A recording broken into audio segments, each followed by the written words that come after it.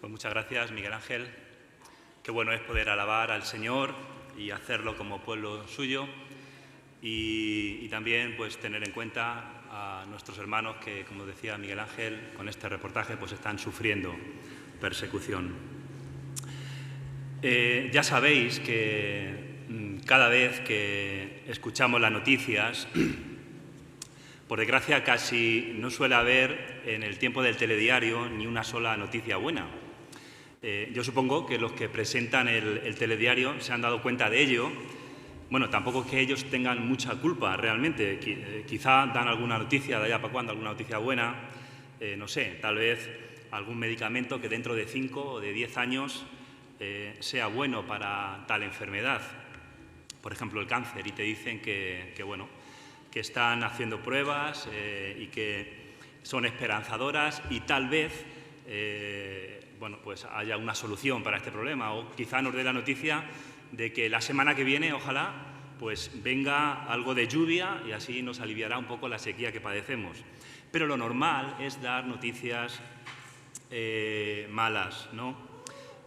Noticias de guerras, de persecución de los creyentes, de asesinatos, de corrupción, de violaciones, y la lista de malas noticias casi que no tiene fin, ¿no? En relación con las buenas noticias, la balanza claramente se inclina hacia las malas, y esa es un poco la realidad en la que vivimos en este mundo. Supongo que algunos de vosotros os habéis dado cuenta también de esta realidad, y hay una cadena de televisión que también se han dado cuenta de esta realidad, de que solo se producen noticias malas.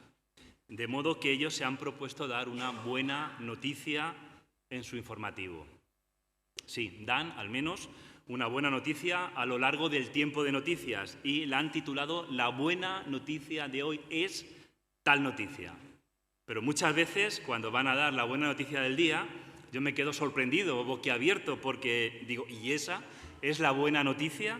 Igual te dicen que alguien ha ayudado a tal o cual persona a hacer esto o lo otro, lo cual, bueno, pues no debería de ser una noticia, debería de ser lo normal, pero le dan el título de la buena noticia del día, ¿no? A lo que me refiero es que son noticias, la mayoría rebuscadas y que por desgracia son insignificantes, una pequeñez, ¿no? Una minucia. Tan escaso estamos de buenas noticias que dicen cosas que muchas veces son insignificantes. Mis hermanos y amigos que estáis aquí en esta mañana, hoy me gustaría compartir este tiempo con vosotros para daros una buena noticia, quizás la más importante de todos los tiempos, y es esta, atención. Dice que así, dijo el Señor Jesucristo, así es necesario que el Hijo del Hombre sea levantado, para que todo aquel que en Él crea no se pierda, mas tenga vida eterna.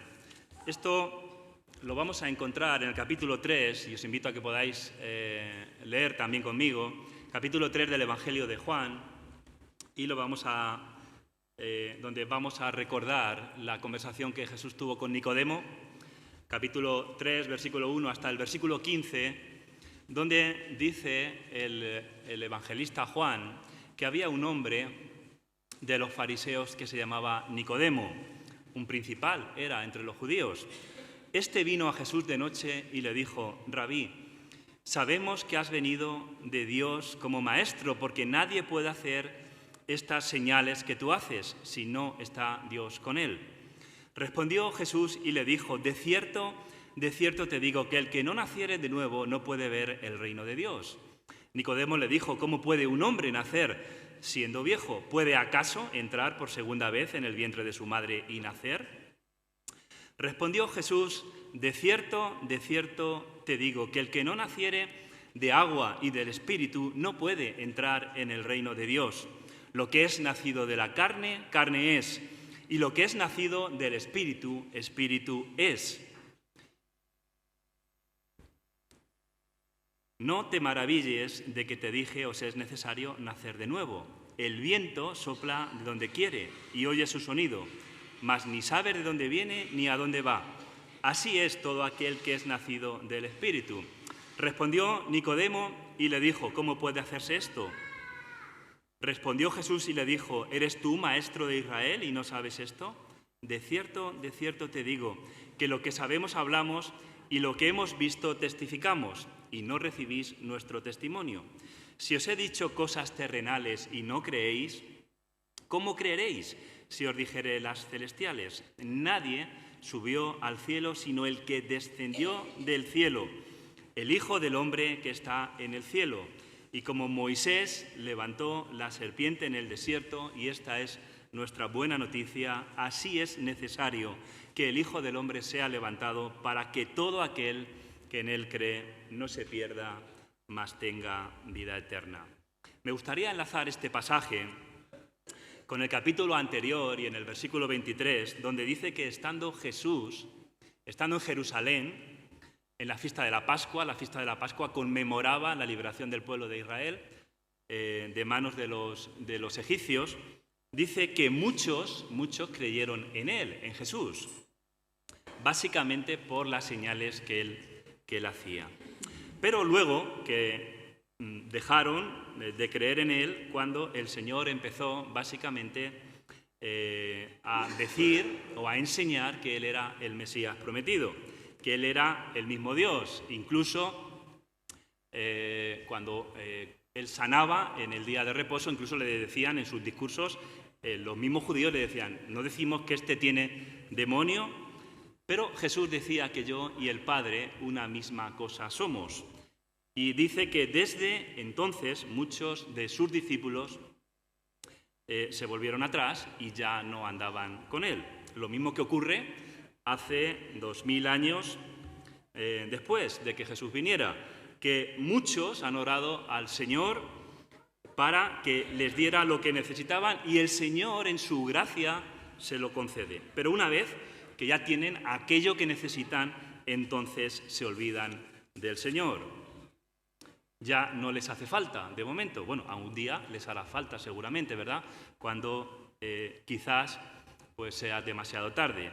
Pero en este episodio de las Escrituras pasa exactamente lo mismo, que muchos creyeron en él, o sea, creyeron en las señales que él hacía, pero era una creencia en el sentido de poner su fe en la persona del Señor Jesús de manera intelectual. No era una creencia basada en la confianza que tenemos que poner los creyentes en la persona de Jesús, sino que era una fe superficial basada en las señales y en los milagros que Jesús hacía, pero que no trascendía, digamos, más allá. Entonces, queridos hermanos, ¿cuál es la fe que nos salva?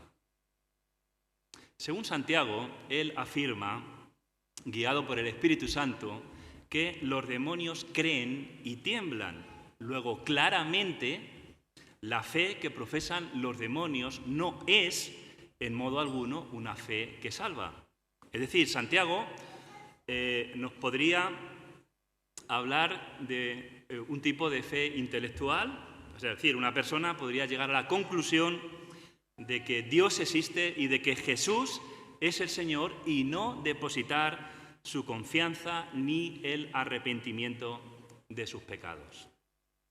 Hermanos, esa fe, dice la palabra de Dios, que nos salva. No estés tranquilo tú si tienes ese tipo de fe. La Biblia dice que no eres salvo.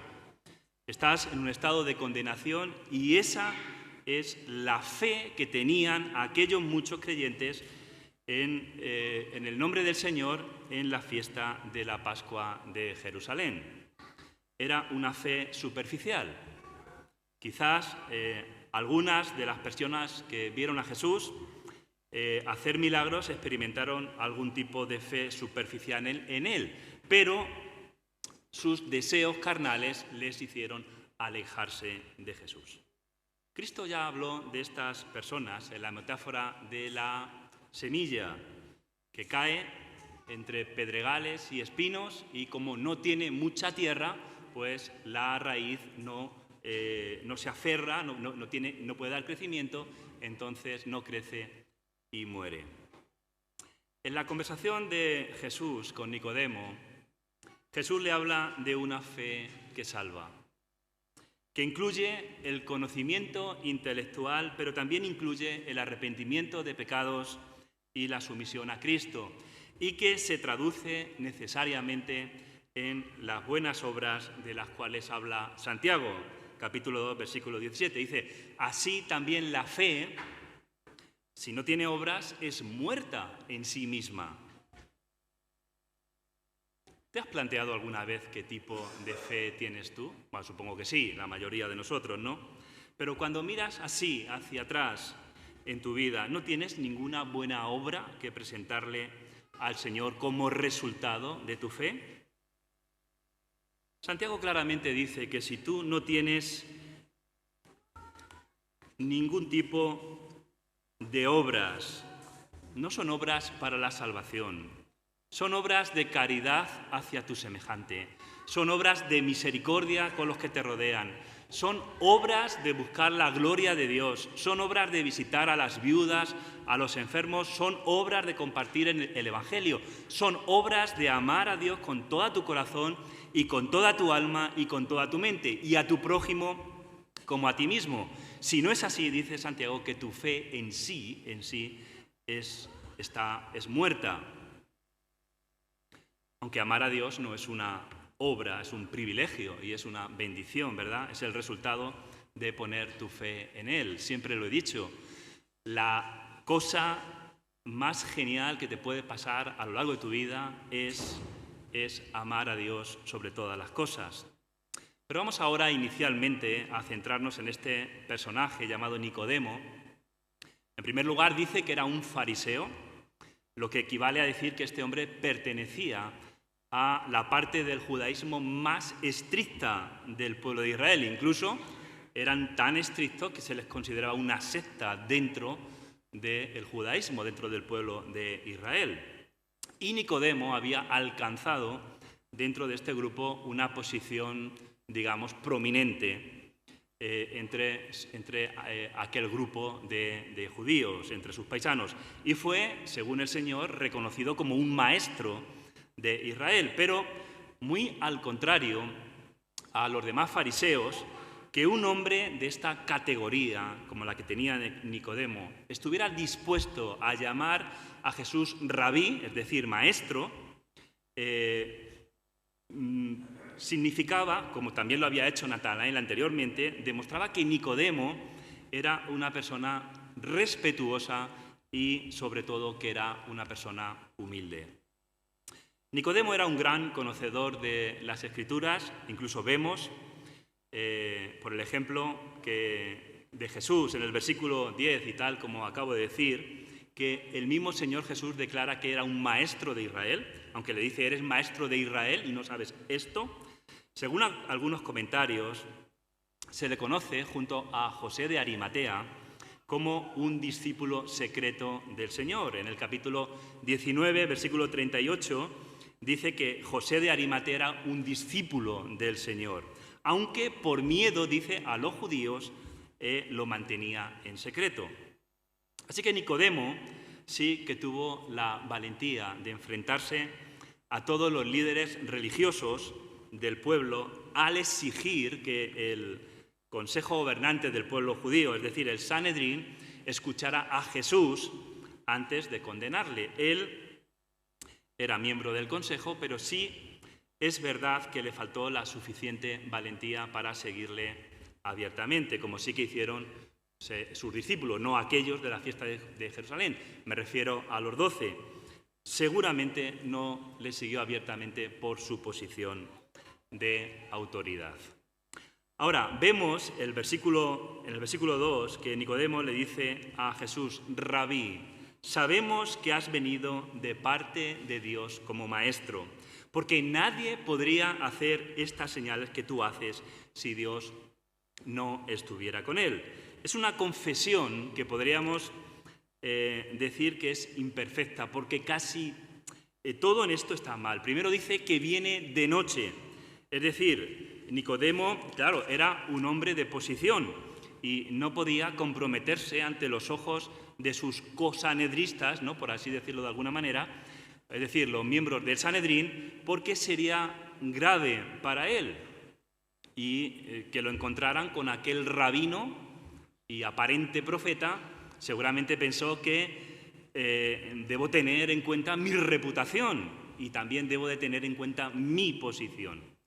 Utiliza la palabra rabí, sabemos, en plural, que has venido de parte de Dios. Por lo tanto, parece que no solamente él, sino algunos de sus compañeros estaban dispuestos a reconocer o mirar con buenos ojos al Maestro. En aquella primera etapa del ministerio de Jesús, estamos al comienzo de su ministerio público, parece que había una convicción al principio, una convicción en cuanto a que Jesús había venido de parte de Dios, que comenzaba, digamos, a moverse en aquel grupo de líderes religiosos del Sanedrín, ¿verdad? Pero tiempo después, cuando la enseñanza a través de sus discursos de Jesús se hizo más clara que al principio, entonces dijeron los fariseos: en cuanto a este hombre, no sabemos de dónde es. Ahora sí dicen: sabemos que has venido de parte de Dios. Es decir, cuando Jesús parece no estar atacando sus tradiciones, sus costumbres religiosas, sus preceptos, entonces sí dicen sabemos. Pero más tarde, cuando comenzó a sanar en el día de reposo y denunció su formalismo y su tradición, entonces negaron y entonces no sabían de dónde venía. Jesús habla de los fariseos en estos términos y les dice en el Evangelio de Mateo: «Ay de ustedes, maestros de la ley y fariseos hipócritas. Le cierran a los demás el reino de los cielos y ni entran ustedes ni dejan entrar a los que intentan hacerlo. Ay de ustedes, maestros de la ley y fariseos hipócritas». El Señor le dice: recorréis tierra y mar para ganar un solo adepto, y cuando lo han logrado, lo hacen 2 veces más merecedor del infierno que ustedes.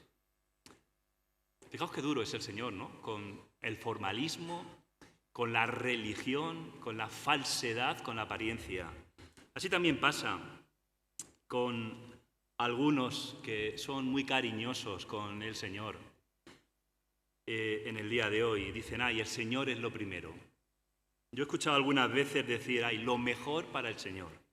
Claro, siempre y cuando el Señor no interfiera en sus vidas. Si interfiere o los reprende por sus pecados, entonces ya no sé si se acuerdan o no se acuerdan, pero es verdad que no dejan que el Señor gobierne sus vidas.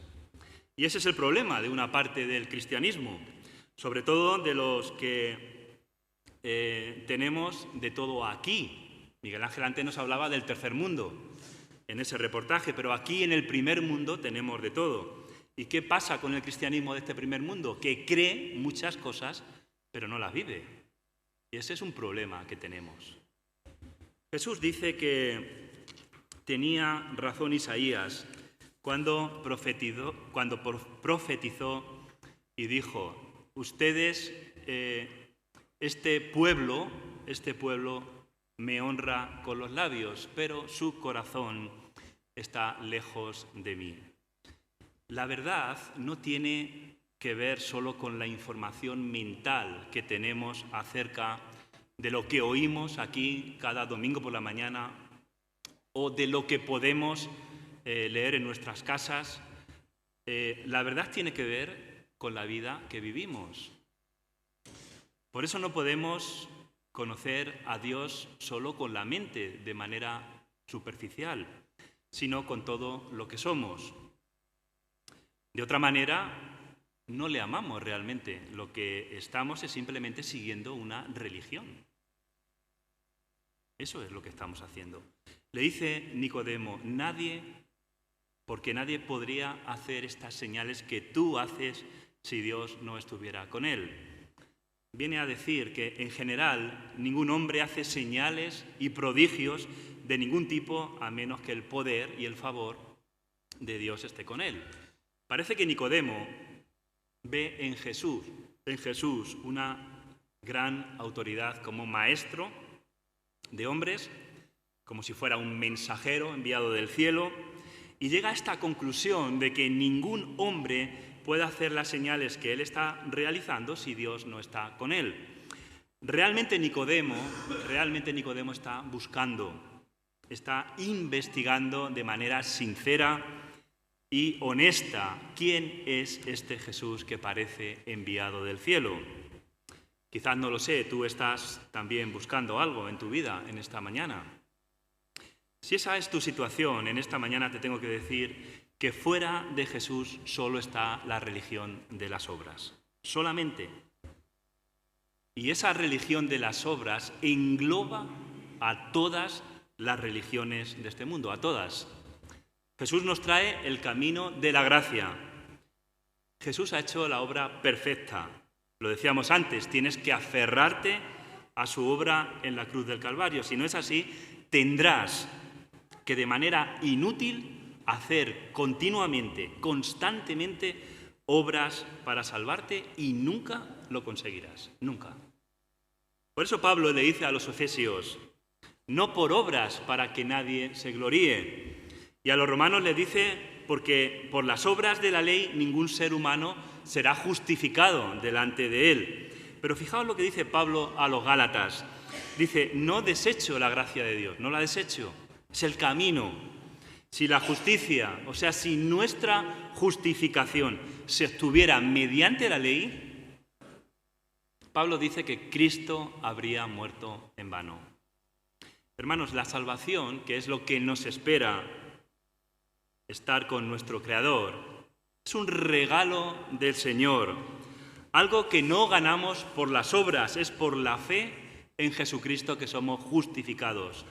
Si fuera por obras, Cristo habría muerto en vano. Lo dice el apóstol Pablo. Habría muerto de manera inútil y de manera estéril. Nicodemo estaba instalado en la religión de las obras, que hemos dicho que todas las religiones de este mundo están en ese grupo. Él, como buen judío, amaba la ley para ser salvo. Otros tienen que peregrinar y dar limosna, que todas estas cosas están bien en sí mismos. Otros tienen que echar tantas horas en la calle para ganarse la salvación, etcétera, etcétera. Pero Jesús viene y nos dice en el versículo 3 que de cierto te digo que el que no naciere de nuevo no puede ver el reino de los cielos. Es vida espiritual. Y esta vida espiritual depende, queridos amigos y hermanos, de nacer de nuevo. Es lo que se llama la regeneración. Ya Dios nos prometió por medio del profeta Ezequiel que habría un tiempo en el futuro, en la época del Mesías, en el que Él nos daría vida espiritual a su pueblo.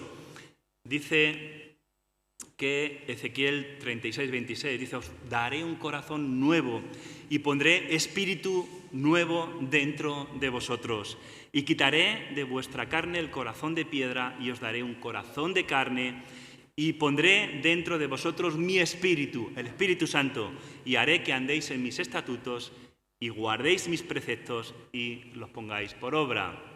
Es decir, el profeta Ezequiel apunta directamente a la etapa del Mesías y le dice que tendrán un nuevo espíritu que proviene de Dios y que los llevará por el camino recto, será el movimiento de una generación nueva y esto será el pueblo de Dios, es decir, la Iglesia. El Señor está hablando del nuevo nacimiento. Este nuevo nacimiento, que la teología lo llama la regeneración, ¿qué es esto de la regeneración? ¿Qué es esto?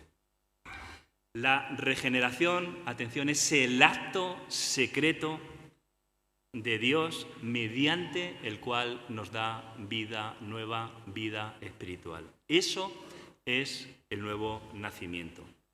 La regeneración es obra de Dios de principio a fin. Nosotros no tenemos una participación activa, es por completo obra de Dios.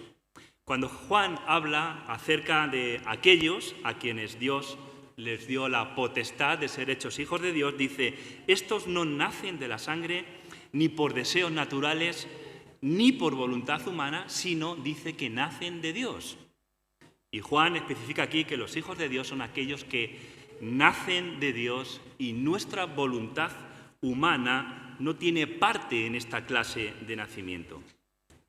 El hecho de que nosotros no participemos en la regeneración o de que seamos inactivos en la regeneración lo deja claro la Escritura cuando se refiere a ello con expresiones como nos hizo nacer de nuevo.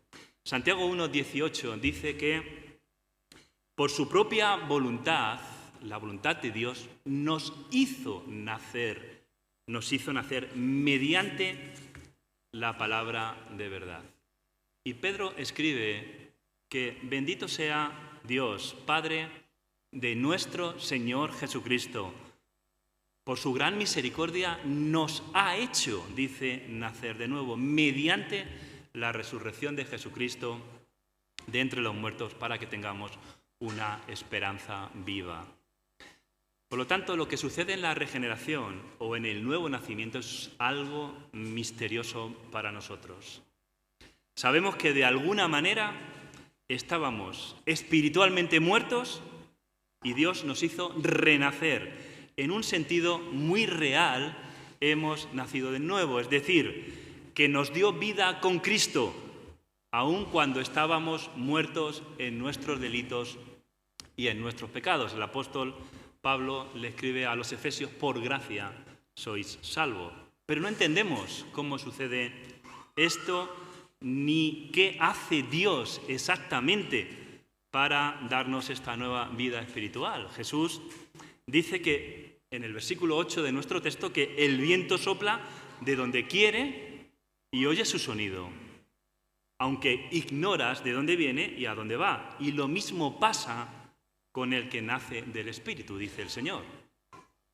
Luego es una obra que nos da vida nueva.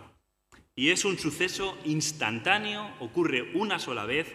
En un momento estábamos espiritualmente muertos y al momento siguiente tenemos nueva vida espiritual en Dios. Y no sabemos con exactitud cuándo ocurre. Bueno, muchos sí. Muchos saben cuando el Señor ha quitado ese velo de sus ojos y ahora pueden ver claramente. Pero en algún momento tiene lugar ese cambio instantáneo, cuando Dios, por medio de su Espíritu, en una manera invisible, despierta la vida espiritual en nosotros. Claro, este comportamiento se hará evidente a lo largo del tiempo con nuestro comportamiento. Y es cierto que cuando esto ocurre, cuando ocurre la regeneración o el nuevo nacimiento, tienes preguntas en tu mente, pero hay una evidencia tremenda. Ahora confías en Cristo y el Señor pasa a ser el Señor de tu vida. Y los resultados pueden verse de una vez cuando Dios obra el nuevo nacimiento en una auténtica confianza en Cristo en cuanto a nuestra salvación. Todos aquellos que hemos nacido de nuevo tenemos una auténtica confianza en Cristo en cuanto a nuestra salvación. Auténtica. También tenemos una seguridad del perdón de nuestros pecados. Tenemos un deseo también de leer la Biblia y de orar. Tenemos un deleite, como hemos hecho esta mañana, en la adoración y también en compartir con otros la persona del Salvador, el Señor Jesucristo. Hemos dicho, por lo tanto, que el nuevo nacimiento es un acto de Dios por el cual Él despierta vida espiritual dentro de nosotros. Y esto nos lleva de la muerte espiritual a la vida espiritual. Por lo tanto, la regeneración viene antes que la fe y es la que nos capacita para responder con fe que salva al Señor. Esta regeneración que se produce de manera secreta y oculta en nuestro espíritu viene en realidad antes de que nosotros respondamos a Dios con fe que salva. Después de leer las Escrituras y escuchar la predicación de la palabra, se responde con fe que salva. Pero primero Dios obra el nuevo nacimiento y después se responde con esa fe. Cuando Jesús habla de la regeneración a Nicodemo, dijo, quien no nazca del agua y del Espíritu, dice, no puede entrar en el reino de los cielos. Es decir, nos hacemos cristianos en la conversión. Pero Jesús dice que tenemos que nacer del Espíritu antes de que podamos hacer eso. Nosotros somos incapaces de acudir a Cristo por nosotros mismos, sin la obra inicial de Dios dentro de nosotros. Jesús lo dice claramente. Y en el Evangelio, en este mismo Evangelio de Juan, dice que nadie en el 6:44 puede venir a mí, decía Jesús, si Dios no lo atrae. Y en el 6:65 dice que por eso les dije que nadie puede venir a mí a menos que se lo haya concedido el Padre. Lucas escribe también en Hechos, capítulo 16, versículo 14, en el nuevo nacimiento de Lidia, dice que mientras escuchaba Lidia al Señor, le abrió el corazón para que respondiera al mensaje de Pablo. Luego, primero el Señor abre el corazón. Después de eso, ella pudo estar atenta a la predicación de Pablo y responder con fe salvadora. No con esa fe intelectual de la que hablábamos al principio. Por el contrario, el apóstol Pablo dice que el que no tiene el Espíritu no acepta lo que procede de Dios, pues para él dice que es locura. No puede entenderlo. ¿Por qué? Porque tiene que discernirlo espiritualmente y no puede. Dicho esto, también tenemos, queridos hermanos, que tener en cuenta que nosotros sí tenemos una participación activa en, por ejemplo, la conversión, en la santificación, en la perseverancia. ¿Por qué? Porque la conversión es nuestra respuesta al llamamiento del Evangelio, mediante el cual nos arrepentimos sinceramente de nuestros pecados y ponemos nuestra confianza en Cristo para nuestra salvación. Conversión significa volverse del pecado a Dios. Eso es lo que significa conversión. Y esa es tu parte, una respuesta de fe y arrepentimiento en tu corazón, es volverse del pecado a Cristo. Y aquí entra en juego lo que llamamos la libertad humana. Me gustaría poder advertir de un peligro, y es este. Hay muchos creyentes, incluso iglesias, que no predican el Evangelio porque lo limitan a los escogidos y fuera de ellos nadie puede entrar en el reino de los cielos. Yo creo que dar eso por hecho, en mi opinión, sería un despropósito. ¿Por qué? Porque el amor de Dios es tan grande y la humillación del Hijo, el sacrificio del Hijo fue tan grande como para que sus efectos solo pudieran llegar a unos cuantos. Todos deben tener la posibilidad de tomar una decisión y cegar a algunos sería negarle esa oportunidad. Por eso Timoteo dice que la primera voluntad de Dios, la más importante, es que todos los hombres sean salvos y vengan al conocimiento de la verdad. Pero ojo, con aquellos que llevan muchos años escuchando el Evangelio y no han respondido al Señor. Es decir, no han respondido con fe y con arrepentimiento al Señor. El capítulo 12, versículo 37, siempre estamos en este precioso Evangelio de Juan, que dice que a pesar de que habían hecho tan grandes señales delante de ellos, no creían en Él. Y el 39 dice que no podían creer en Él. Y el 40 dice, les ha cegado los ojos y les endureció el corazón, para que no puedan ver con los ojos, ni entiendan con el corazón, ni se conviertan y yo los sane. Eso decía el Señor. ¿Por qué? Porque en esta advertencia que acabamos de leer, que dice que les ha cegado los ojos y les endureció el corazón, es para aquellos que llevan muchos años en la Iglesia y que están escuchando continuamente que solo Cristo puede salvarlo y de la perdición eterna, y que solo Cristo le puede dar salvación y vida eterna, pero están deliberadamente, continuamente, negándose a darle una respuesta al Señor. Por eso el Señor dice que puede que te endurezca el corazón. Pero es que hay personas que siguen así, ¿no? Que siguen con una decisión deliberada y mantenida en el tiempo, lo que provoca, eso es lo que les provoca una ceguera y el endurecimiento de su corazón. Lo que dice Dios ante esa actitud es lo que dice también San Agustín. Dice, dejad en paz al hombre que no quiere ser molestado, retirando su ayuda cuando éste ya no la quiere. Luego Dios te ofrece en este día su salvación, pero no te obliga. La palabra de Dios no te obliga.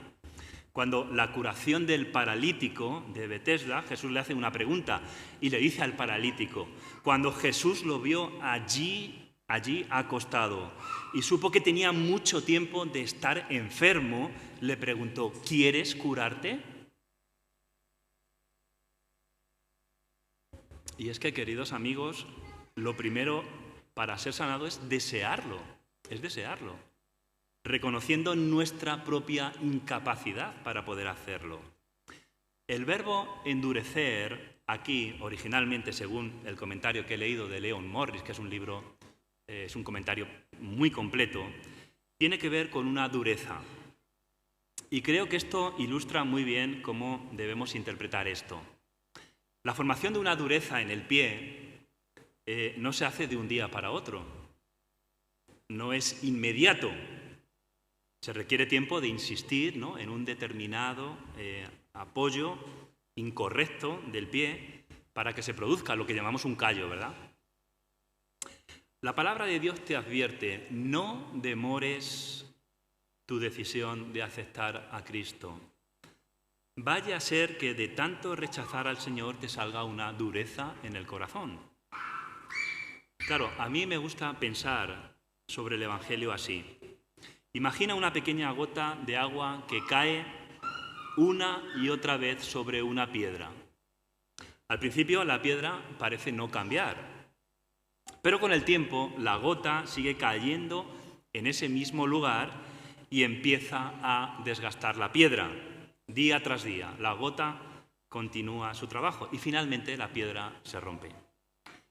La labor nuestra de los creyentes es ir provocando esa pequeña gota con la esperanza de que se pueda romper el callo, ¿no?, la dureza que hay en el corazón. Claro, teniendo en cuenta que el resultado lo da el Señor, no lo hacemos nosotros. Pero no demores tu decisión de aceptar a Cristo, ya que si lo rechazas continuamente te puede salir una dureza en el corazón y ya sea demasiado tarde. Creo que persistir en una actitud incrédula frente a Dios, frente a Jesús, frente a la verdad del Evangelio, si sigues terco en no creer, como fue el caso del faraón, esa actitud incrédula terminará por endurecerte más y más. Por eso el nuevo nacimiento parece una cosa muy sencilla, y lo es para aquellos que han nacido de nuevo. Pero para los que no han nacido de nuevo no es tan sencillo. Por eso Nicodemo le pregunta al Señor, ¿cómo puede ser eso? Jesús responde que como Moisés levantó la serpiente en el desierto, así es necesario que el Hijo del Hombre sea levantado, para que todo aquel que en él crea no se pierda, mas tenga vida eterna. Esto automáticamente, esta alusión que hace el Señor a las serpientes, nos lleva al capítulo 21 de Números, donde los israelitas se desanimaron cuando iban camino al mar. Como castigo, Dios envía unas serpientes venenosas entre ellos, pero Moisés hizo levantar una serpiente de bronce y la puso sobre un asta por mandato de Dios cuando alguien era mordido por esta serpiente y quien miraba a esa serpiente se sanaba.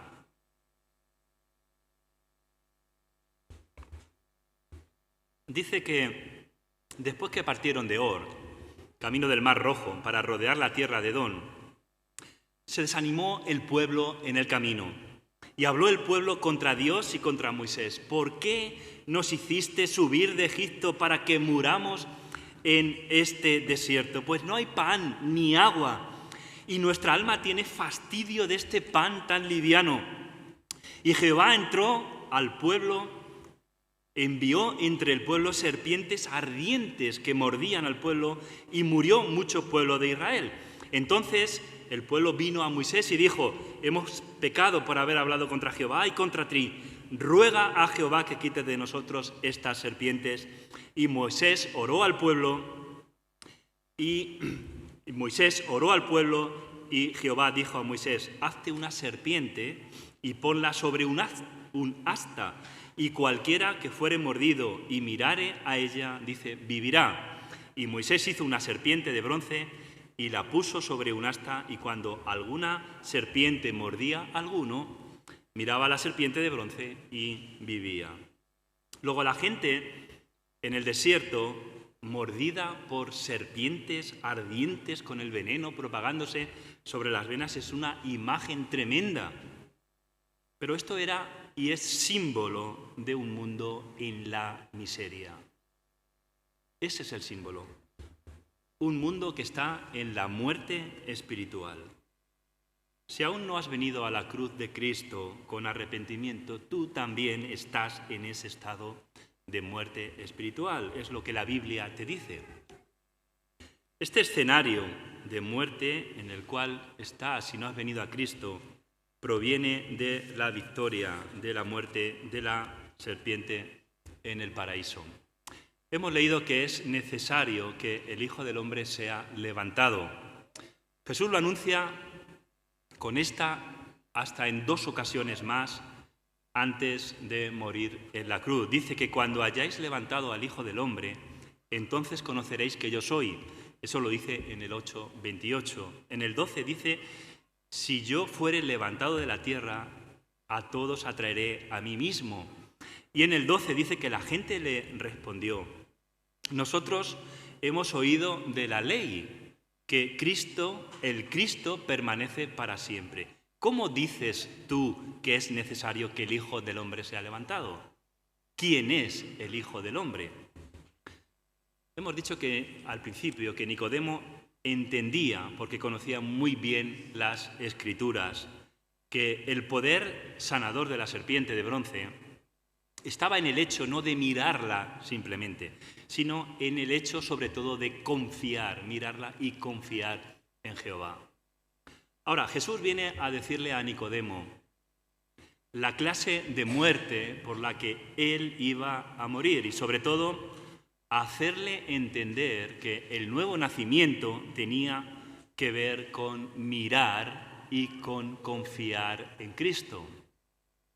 Queridos amigos, en esta mañana que estáis escuchando el Evangelio de Salvación, Jesús sería levantado en una cruz para que todos los que en Él crean no se pierdan, sino que tengan vida eterna.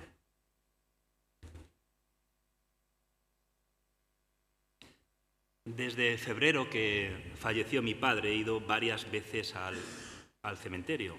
Os recomiendo que vayáis al cementerio. Os lo recomiendo de verdad. Porque allí se ve claramente la realidad de la carne. Y la realidad es que todos vamos a acabar allí. Lo único que no sabemos cuándo. Allí se acaban todos los afanes de este mundo. Pero cuando vas andando por las lápidas del cementerio y ves a algunos de nuestros hermanos que fallecieron en la fe, te da alegría porque sabes que están con Cristo, porque sabemos que confiaron en aquel que sería levantado en una cruz para que todos los que le miran y confían en él no se pierdan, mas tengan vida eterna. ¿Sabéis lo que le dijo Jesús en este precioso Evangelio de Juan? Dice que el Espíritu es el que da vida. La carne para nada aprovecha. La carne se corrompe y se pudre allí en la tumba. Las palabras, dijo Jesús, que yo os he hablado son verdad y son vida. El Espíritu es el que da la vida, la carne para nada aprovecha. Las palabras que yo os he hablado son espíritu y son vida. Había un matrimonio en el hospital que conocimos los últimos días de vida de mi padre. Este matrimonio venía de vacaciones de Venezuela y el hombre enfermó y falleció. Bueno, estuvieron 3 meses en el hospital. La mujer lo tuvo que enterrar allí. Eran creyentes. Qué dolor, ¿verdad? Enterrar a tu marido fuera de tu país, de tu tierra.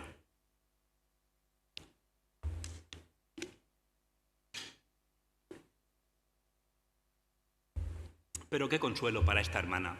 ¿Sabéis lo que puso en su tumba? Bueno, no estaba en una tumba, estaba lo que le llaman un columbario, ahí depositó las cenizas.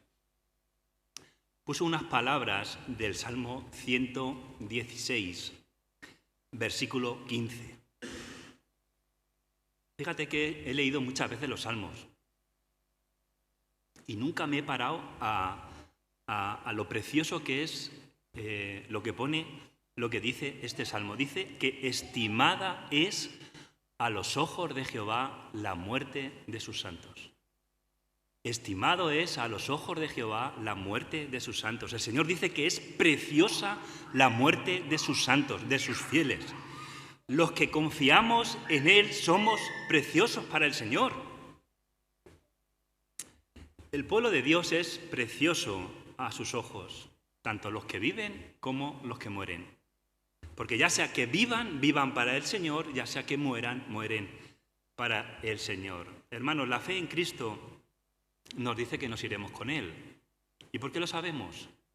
Lo sabemos porque hemos nacido de nuevo. Si tú no tienes esta seguridad, en tu vida, es que no has nacido de nuevo. Necesitas pedir perdón y confiar en Cristo. Para terminar, me gustaría dirigirme, no sé si hay aquí alguien en esta mañana que aún no ha creído en el Señor. Es necesario que el Hijo del Hombre sea levantado. Le dijo Jesús a Nicodemo.